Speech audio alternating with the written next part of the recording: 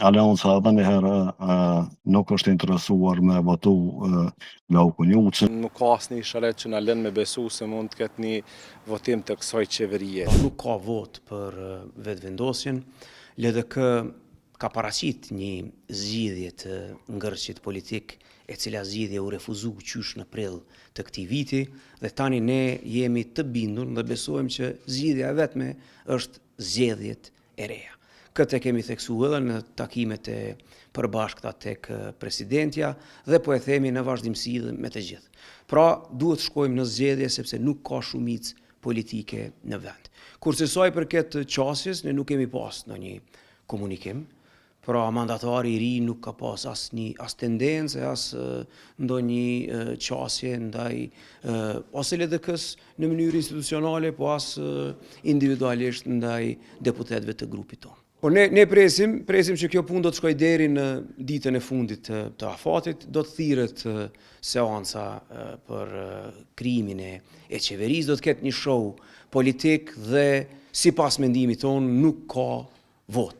Nuk ka vot, sepse nuk ka të vijë ajo vot sipas deklaratave të gjithë partive politike. Nuk do të ketë vot për Glaukun Njucin, edhe po ashtu vetëvendosja nuk është interesuar me ndërtu qeveri, sepse që nga seanca e parë kur ishte për zgjedhjen e kryeparlamentare se nominoi zëvendësin e Dimajl Bashës, Albulena Agjill, e deri në ditën e sodit vetëvendosja nuk ka qenë, edhe kurti nuk kanë qenë të interesuar për të ndërtuar institucionet. Nuk mendoj dhe nuk besoj që do të ketë ndryshime, sepse të gjitha partitë kanë thonë edhe në takim me presidentin se vetmja zgjedhje për dal nga kjo situatë do të ishin zgjedhjet të cilat do të mbahen ish dashur të mbahen sa më shpejt.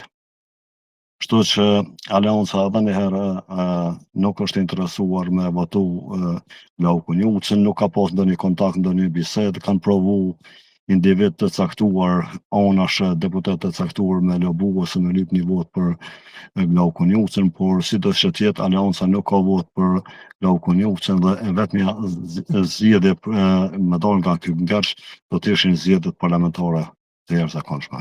Dhe presim nga presidentja të shpallë sa më shpejt që është e mundur. Nuk ka asnjë isharet që na lën me besu se mund të ketë një votim të kësaj qeverie, qoftë edhe me arsye ndryshme, për arsye se nuk kemi të bëjmë me qeveri teknike, është prapë qeveri politike. Qeveria teknike ka një përmbajtje tjetër, një kuptim tjetër, dhe unë nuk e shoh që ky proces zgjedhor nivelli lokal mund të jap ndonjë efekt real sa i përket mundësisë ecjes përpara drejt suksesit që mund të pretendoj zoti Njuca si i mandatuar nga presidenti i vendit.